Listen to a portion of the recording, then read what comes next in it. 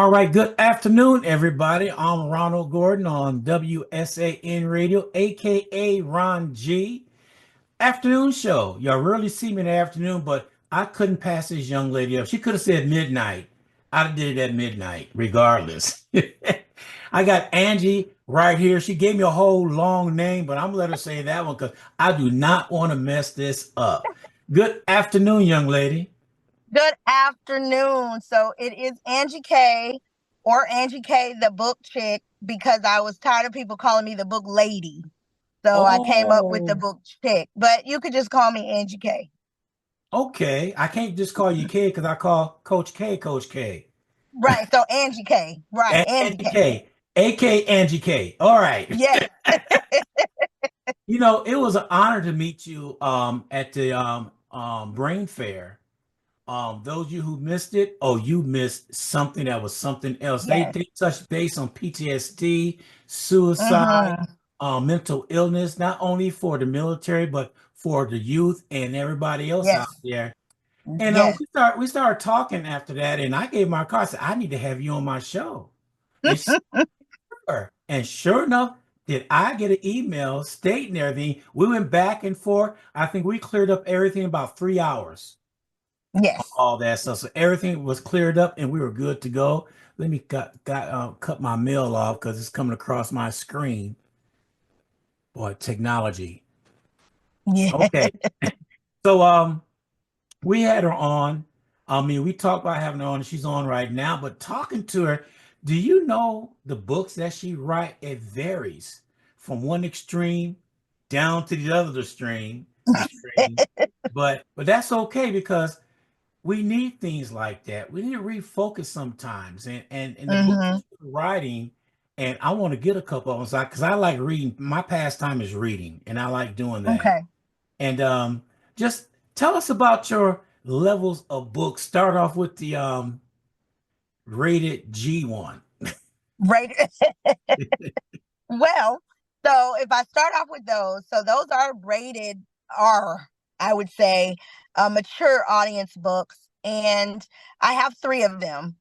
And it started off with it being based on an individual I know and the dating relationship we had with, of course, some fictional things in there. And I actually started writing it because I wanted to see if I could write a book of that genre and make it interesting. And so, basing it off of that person and the relationship, I got a lot of good feedback about it. Uh, so, the second one is you don't have to read it with that first one. It can be read separate, but it does have, something to do with the first one. So, it's pretty much the male that's the main character in the first one. The female, he pretty much met his match in the second one. Oh, ouch. And so the third one actually came about. I was asked to read, I'm sorry, not read. I was asked to be in like an anthology book with some other authors. And so it had to be a short story. And I was trying to think of something I could do that wasn't typical. For ones that know me, my family, my friends, my favorite genre of movies is like thriller horror. Oh, And so I wanted to put together more so like not horror, but kind of like a possession type of story, but with mature audience things going on. yeah. So the third book is called A Soul Snatcher, but not in a horror type way, more in a sexy type way. And so that was the first short story for that anthology. I made that pretty much like young adult, not necessarily, just straight mature audience. But then I started telling that story at different like open mic events. And so that pretty much birthed the whole book. So it's just Wow. 10 stories of different individuals that come in. And the stories, you end up not kind of remembering that happened, but it did Yeah. actually happen. And so those Wow. are those three books Well, before from you go that on, genre. Well, before you go on, I want to go back to your first two books. Okay. The reason why I said that, a song popped in my head. Well, actually, Okay. two songs popped in my head on your first two and the third one. The song that popped in my head when you say it's like it was about him, now it's about her. The song I thought of Hmm. was I Saw You and Him Walking in the Rain. You remember that song? Yes. Orange Juice Jones. Yes. And she had a comeback to that one. Yes. It was Yes. so when you said that, for some reason, those songs stuck out in my head. Really. Yes. Um, Almost, not quite the infidel part of it, Right. but pretty much, yeah. She came with a comeback, so that's almost to the degree of the story. Is just the first book, that individual, I'm going to say he's a professional. The Okay. second book, he meets his match because his mindset is, I'm not going to find a woman that's going to love me and be comfortable with who I am and what I do. However, again, he meets his match. And the last one?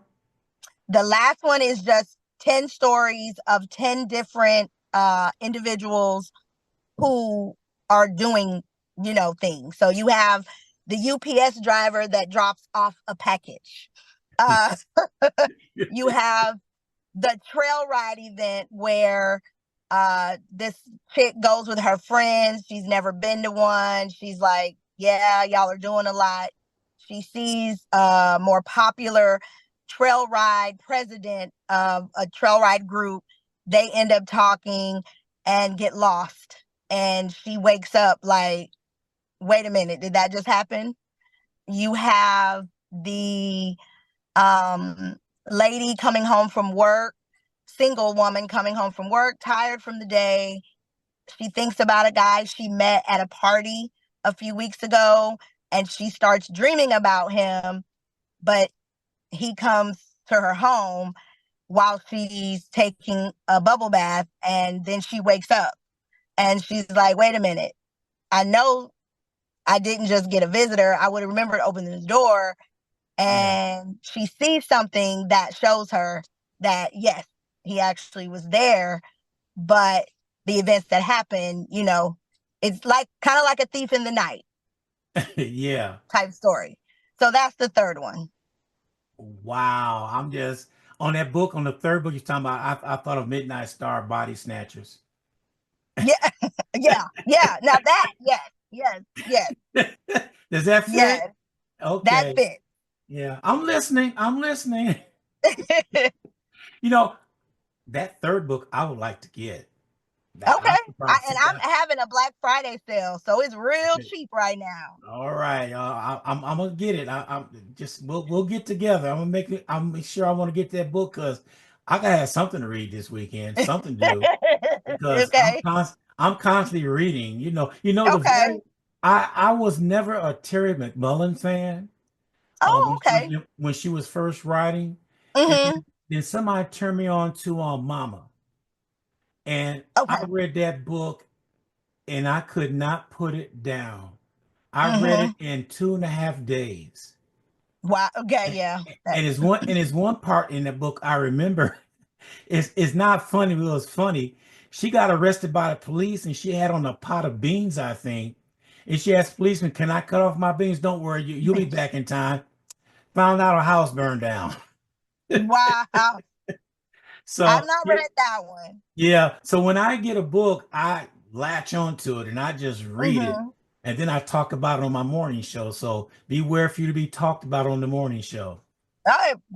Absolutely. So what other creative ideas that you have going on? So, so now, like I said, the other two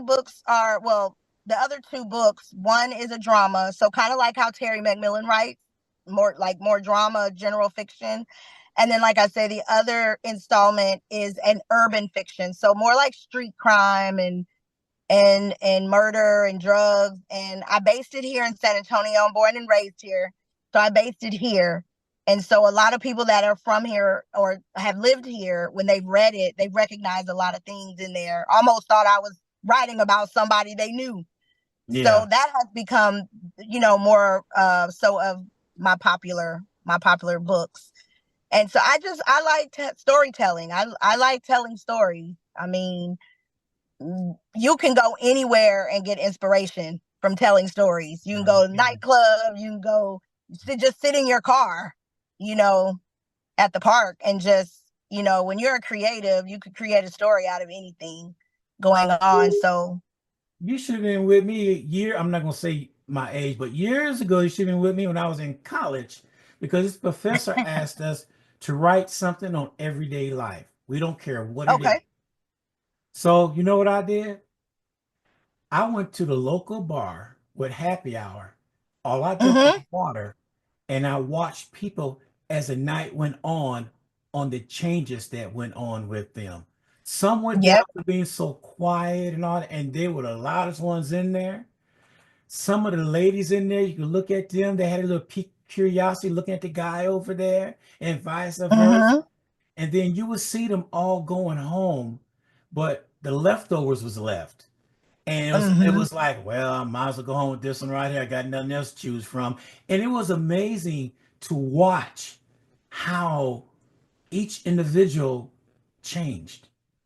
And more Right. alcohol got in them, the more brave they got. They got Yep. real brave. So it was Right. Yep. when you brought that up, that was something that I watched when you say everyday life. And that was truly, and I wrote that paper up, and Professor Rick, really, you got these many characters in there. I said it could have been more. Right. But you're Right. right. When you sit down, and you watch everyday life. That's a book by itself. Mm-hmm. It is. So I get an inspiration from, like I say, just being in different environments. I watch a lot of TV, so I love like different movies and just TV. I do watch what they call smut TV, reality TV, because it's good writing material. Like Hmm. all of these fiction books and stories, somebody knows somebody knows somebody that's doing the same thing. Yeah. It's I call it reality fiction. And that's what it is. Mm-hmm. It's Reality fiction. reality at its best. And I'm telling you, it is something else seeing that. So you get your from watching reality TV and all this going. I'm gonna tell you something about reality TV. I like it, but sometimes you look at it and say, "Is that true? Am I dreaming? Mm-hmm. They really Mm-hmm. did that?" And you were Mm-hmm. thinking you could write a better script than what reality TV is. Uh-huh. Absolutely. Absolutely. Because of course, understanding it is they're going to ask the individuals that are in the show to do certain things to make it interesting. So they create the drama. They say they don't, but they do. Yeah, If they know that so and so has a problem with so and so, they have those conversations to create, drama, to right. create a story, to get the ratings and to get the people to watch. And so with even that, when I see something that I'm like, okay, yeah, that don't look, real or reasonable, that still comes with I could write that different. I could write it Yeah. more realistic and it still be interesting. So that's what I get out of it when I see it. Sometimes I'm just watching it for pure entertainment because it'd be crazy. And sometimes when you've had a long day and Ooh. you don't want to think about anything serious, you look at that. You So look at you that. start So laughing, and yes. I read something today. I don't know. This is true too. This young lady decided to have TikTok on live while she was shopping Hmm. at Target. Did you hear about that one? No, She I was don't think shopping so. at Target, showing all the things that she bought and doing this and doing that. She walked out the store and all that stuff. She was arrested for shoplifting. She filmed her own self shoplifting. Now, where can you Oh, write your wow. script at? Where did that come from?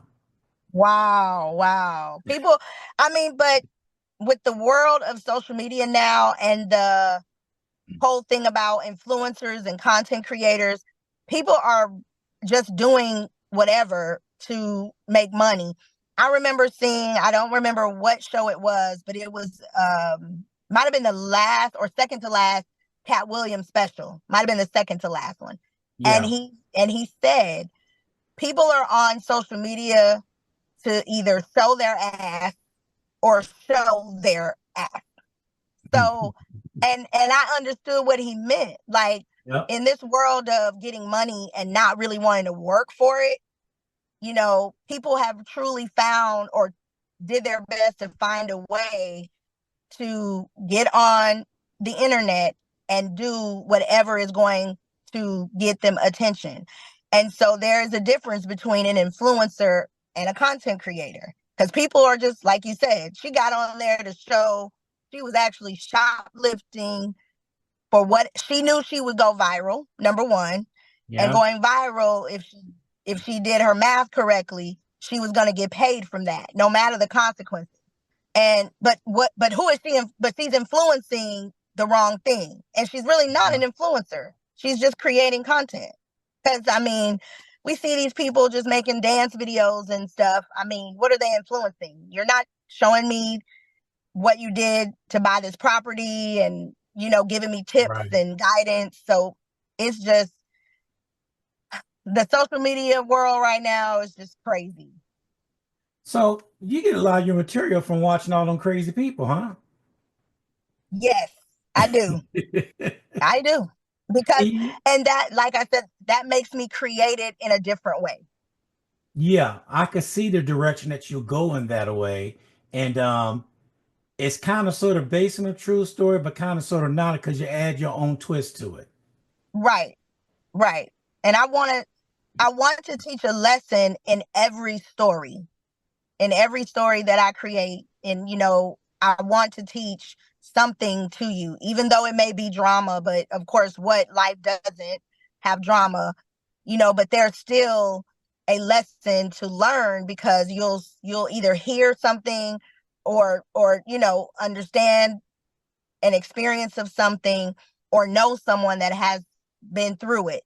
And you think about it and you see, okay, they did it this way in this book, and this is the consequences they had to face. So reality is, if they would do this, they would get the same result. Or if they do something different, they'll get a different result. And so that's what I try to do in every story I create, is, have a lesson in there somewhere for someone. Yeah, speak about a lesson. Let's switch gears now. You were telling me that you had an auntie that passed away, and that inspired you to write some what was it, inspirational thoughts, or what did it inspire you to do? Okay. Expressions of comfort. He called me Okay. over. Um, this was probably like 2017, like middle part of 2017. And she called me over and she told me she had all these quotes she wrote down to come get them. She would, Xerox, copies. So I went and got them, and I'm like, I don't know what you want me to do, Auntie. And she's like, oh, just figure out, do something with them. So I'm, looking at it like we're going to do something together. And then, of course, her health started declining. And fast forward 28, we hadn't done anything. So 2018 March, she passed away. And I kind of sat on him for a while, because I felt like we were supposed to do this together. I don't want to do it without her, because she was going to give me the guidance or the insight on what to do. And her daughter, my cousin, she told me, Mom wouldn't have given them to you if she didn't, if, wanted you to do something with them on your own. She gave them to you for a reason. And so I thought, people journal, and a lot of times people journal in the morning, for the start of their day, so they can have a certain mindset. And so that's pretty much what I created it first for, for someone to do it in that way, or whatever way, they need it for their healing, growth, or what they needed, each day, each month, or however they do it. And so I took about 12 quotes out of them, put them together with scripture, and then created the journal. And it's quotes like divinely guided, Pause and Pray, Spiritually Restored, Anchored in Faith, Trust in the Lord. So it's quotes like that, just like 40 quotes she gave me. Yeah. And so, like I said, I've developed a line. I call it the DAW collection, which is her initials, Deborah Ann Williams. So I call it the DAW collection. So like I said, I've created journals, I've created magnets, I've created grief expression cards for families, for the passing of a loved one. I've created calendar cards for 2025. I got coffee mugs. I got coasters. So I'm trying to create a line of products for that collection. Okay. Wow. So we started off with the present and things that you're doing. Now, I'm gonna go back some years on you, and I'm pretty sure Okay. I don't know your beginning, but we're gonna find out right now. Got it. So, with you doing all this, how were you growing up? Were you drawn to books? Were you drawn to writing? What was your starting point? So I have always been a reader. If I can remember, I probably started reading when I was probably like 7. And I remember by the time I got to like 6th grade, I was reading like on a 9th grade level because I was always reading. And I liked comic books. I liked short story books, novels. I just like to read. And the one thing that I did all the time, I read out loud, because for me, hearing me read it put me there. And so that part of that made me want to create. So funny story, right? So, and my mom tells this too when she meets people and tell them I write. I grew up by myself. I have sisters, but they're older than me. So by the time I turned like, 9, 10, they had already graduated high school and, went to school and went into the military. So it was just me and my mom. I have cousins and stuff like that, but of course at home it's just me and my mom. So I had imaginary friends. Okay. And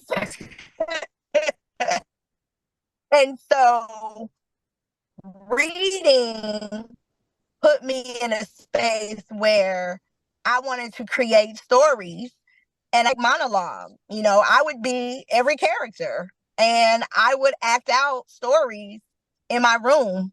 And my mom tells people now, I would think it's like 4 people in that room because I hear her talking, and then she's saying something else, and but that's how I started wanting to create stories, just reading and seeing how other authors was, very, very, had such a vivid imagination. And I felt like I could too, so I started creating stories of my own. And I was like, hey, I could be the mom and I could be the dad and I could be the child and I could be the school teacher. And I thought I had great stories. So that's pretty much how it started. Yeah, I can see how you're writing scripts and all that now because you live through it. Speak about that, not change subject, but have you read that book, Sybil? Civil. Why does Yeah, that sound familiar? she had a whole bunch of personalities. I've heard of it, but I don't think I've read it. If you read that book, you will come up with some more stories. Okay. It's called Sybil. Civil. Okay. Yeah, Civil or yeah. Civil? Sybil. We Civil. Okay. I've heard of it, but yeah, I've never read it. we had to Okay. read that book in Okay. high school Civil. along with Okay. Romeo I've and heard of it. Juliet. Yeah, so it's a book. Trust me. So, but now getting back to you and your writing Okay. skill. When did you know that you was gonna be a writer? You already knew you was a reader. When you decided to put that pencil to paper.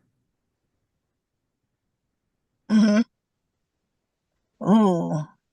I was probably like in the maybe 10th grade, I started writing a story kind of, I would say, kind of loosely based on my family, my sister being in the Navy, I'm living at home with my mom, and my sister having a son, and I'm the auntie that's only 13 years older than him. So I just kind of started writing for myself, just to see, how I could write it and let it flow. But 11th grade, 12th grade, school, doing all these things, I kind of just wrote, put it away. And then I started writing like a different story and then tucked it away. So Yeah. I did that because I didn't have the mindset of publishing a story. I think honestly, I would look at different books and different authors. I mean, even of course, Black authors, like they had already, like they made it. Like one day they said they were going to be an author, and then boom, they became this famous, renowned household name. I had that mindset that, okay, Angie, you're in high school, you're not going to be no author like that. Ain't nobody going to let you be no author. So I just wrote and put it away, wrote and put it away. And I did that, like I said, between 10th grade and 2014. So like 1992 to 2014, I just was writing different things, but I would put it away because I'd had that mindset. And then I went through some other things in life that I wasn't writing at some point because I was doing a lot. So I didn't write for several years. And then 2014, I just asked myself, do you think you can really write a book? So I challenged myself to write a story. And I took it from like a movie I was watching and some different shows. And one of my cousins that reads a lot, I let her read a little bit. And she was excited. She wanted more. So I kept writing it. And then my aunt that passed away, I did the journal. She was an English teacher for years. She was an English and reading teacher. So I had her edit it. And my cousin told me one day, she's not even editing it. She's too busy reading it. She calling me talking about, girl, this girl in here. And so I think probably when I was about, say, like about 29 years old, so this is like in 2006, that's when I really felt like, okay, Angie, you can really create a story. I just didn't do it until 2014. But I had been writing since like 1992. Wow. I'm impressed. I'm impressed on things that you're doing at your age and your stage in life. See, to me, being a writer is something that goes on forever. It never wears out. You can sit down there and write. And I find quite a few authors will go back to their first book and read it and see how far they came along. Yes. And they couldn't Yes. believe that they did all this. And then Yep. they turn around and start writing a book about themselves in the beginning, which is instead of writing about everything else, they're actually writing about themselves, and that end up becoming a bestseller.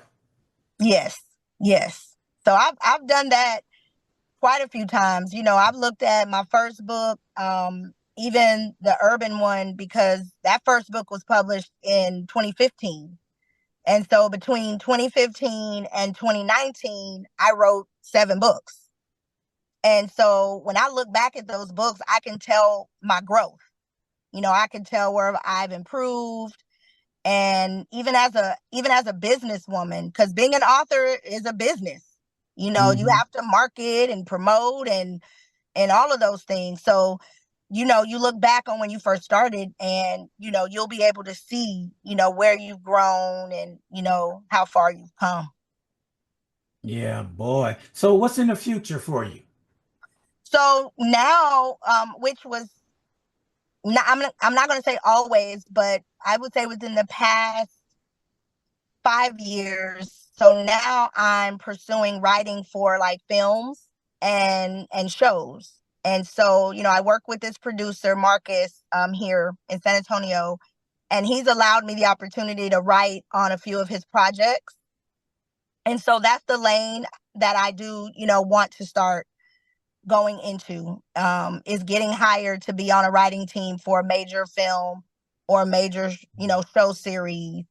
And he's given me those opportunities. I've written my first film script that I'm actually shooting this Sunday. And I actually based that off of me, my mom, and my sisters. And it's called A Mother's Christmas Prayer. And so I'm filming that on Sunday. So it's a short Christmas film. Ooh. And hosting, my producer kind of threw me into that. I'm not shy with the microphone at all. And I love people. But hosting, as far as like events, like he has me hosting a red carpet for his film festival this weekend. And so things like that, talking to the people, seeing, who they are, what they've done, and so those are the things that, I like the lane that I'm going into now. I'm going to still write. I still have books that I'm writing and is going to publish. But because I like telling stories, I feel like that's a part of writing movie scripts and theater and, shows and things like that. You're creating a story. And so that's my future that I want to get into. Now, only God knows where he's going to put me and place me. So, I'm here for it. You speak about writing. I sit here and I write all the commercials. Okay. I write them all. I'm even want to do a little short deal, like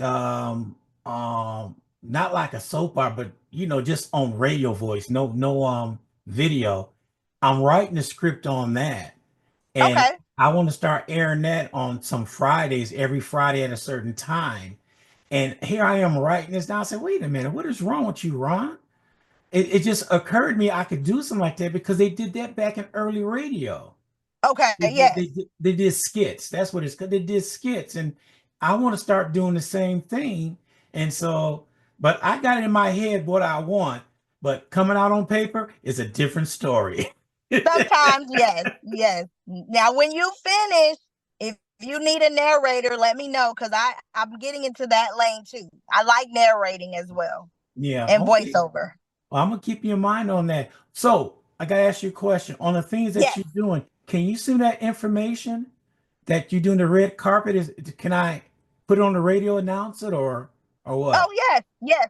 So I'll send that too. It's on my social media, AK Okay. Allen, and it's the Deuce 10 Films, San Antonio's Music and Film Festival, and it's Okay. Saturday, November 30th at 9 p.m. at the Kitty Hawk Event Center off of Kitty Hawk and Pat Booker. Yeah. And he has 3 artists that he's featuring that's performing, as well as he's going to be showing his 2 movies, Okay. and the soundtracks from those movies. So again, that's November 30th at 9 p.m. Get that to me. Anything else that comes Yes. down the way, please get that to me so I put it on here. So Yes. let San Antonio know what's going on. Yes.